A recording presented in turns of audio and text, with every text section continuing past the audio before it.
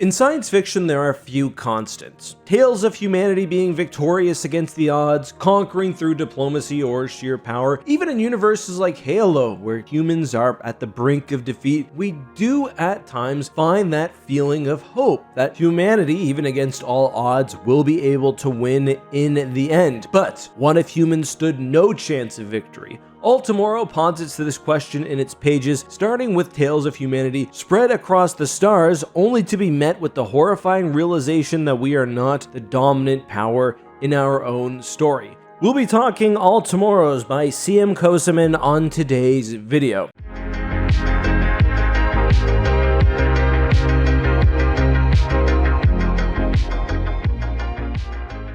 Hey guys, this is Justin. Hello and welcome to another video. Today we'll be continuing our long-running series where we move away from Star Wars and cover other works of science fiction. Special shout out to Marmar, my editor, who did a lot, pretty much all of this video. And if there's a property you'd like to see me cover in future content, hey, let me know down below. Also, before we continue, I'm in talks with Fight Ramen to make some special merchandise. This can be anything, like literally anything. What is your dream channel merchandise? Knowing that I can't really use like the Star Wars brand, let me know and include the hashtag #ECMerch so I can easily find your comment. Anyway, some viewer discretion is advised for today's video, as the contents we'll be talking about are not for everyone. Don't want to hear about, for example, terrible genetic experiments? Probably keep scrolling. Also, this is a fun story, so maybe you want to read it yourself. It is 308 pages with some full page visuals,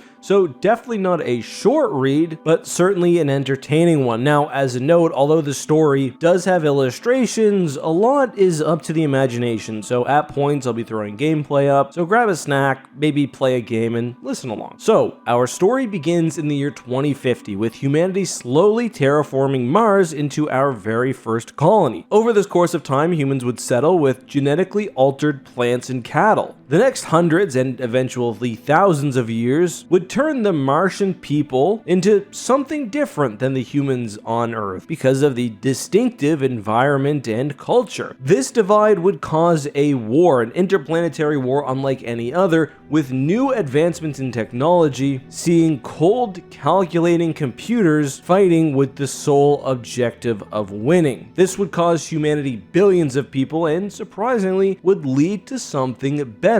This Hegelian dialectic of thesis against antithesis would result in a new race, as humanity would seek to genetically alter themselves to ensure a war between man would never again happen. This results in the Star People, a race created with the sole purpose of colonizing every planet within our solar system and even those beyond. To accelerate this great leap, these new Star People would send probes full of resources and genetic material to planets in other systems where they would incubate and ensure the propagation of the species. Of course, they had not anticipated that many of these colonies would have an identity crisis, being born and raised by a machine, leading to a significant number of them being ultimately unsuccessful. But this meant a new era for humanity, or now the Star People, as the colonies would thrive under a single banner and would communicate with each other, sharing knowledge and discoveries. But not everything was as it seemed. Several star systems noted anomalies. For one, there were no other signs of intelligent life, even within worlds of some primitive life. But the most chilling discovery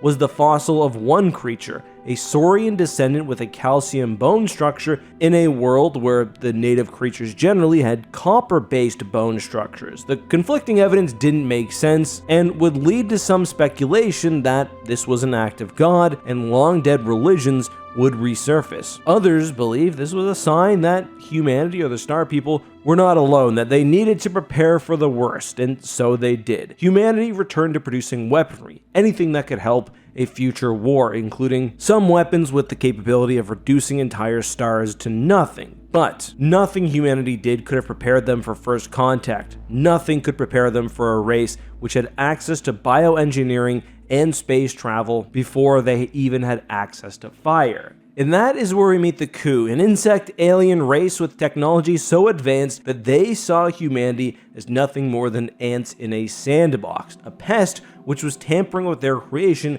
and one which needed to be punished for its hubris. This was a race of galactic nomads going galaxy to galaxy, believing themselves gods, superior to every race and creature within the universe. Everything they did could be written off as playing with things which were rightfully theirs, and all the weapons humanity had built were powerless against the might of this new group. Thousands of years gone to waste in just 1,000 years. And the Ku didn't just consider humans guilty of one crime, they had several charges against them. Just the act of attaining sapience, leading countless species towards their extinction, colonizing other worlds, and even resisting against them. Every act humanity had done was aggravating their overall criminality. The colonies which could resist the longest got the worst punishments. Such was the case with the colonials, who were turned into cubes of meat once their planet had been conquered. These cubes of meat had a single purpose. They were waste disposal, the nature of which was unknown, but the Ku had been specifically cruel to them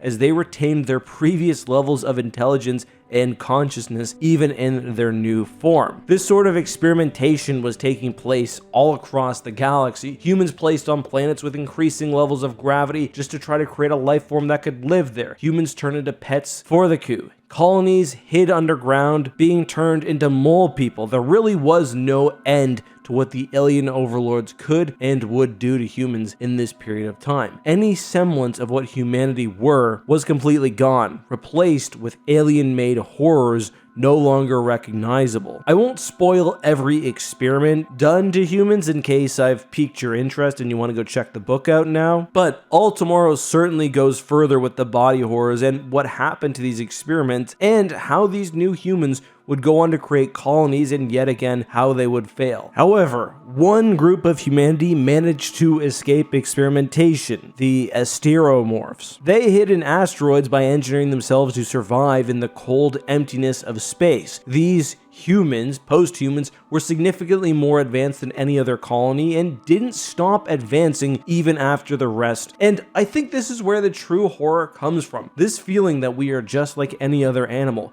powerless to stop a higher power from doing what they deem is right to us. We believe ourselves to be the most advanced of species, but just like dinosaurs, with the right conditions, we could go extinct and become just another paragraph in history. All in all, a very fun novel. Speculative fiction is just a really cool genre. I've also done a video on Man After Man by Douglas Dixon, and that video went a bit more into like each individual post-human type of creature. But this one I wanted to keep on a bit more higher level because I get the feeling a lot of you will want to read the story for yourself. But that is all I have for today. We really condensed this one, so if you'd like to see me go into it in a bit more detail, let me know down below. Until next time, be safe, have a good one, and may the Force be with you.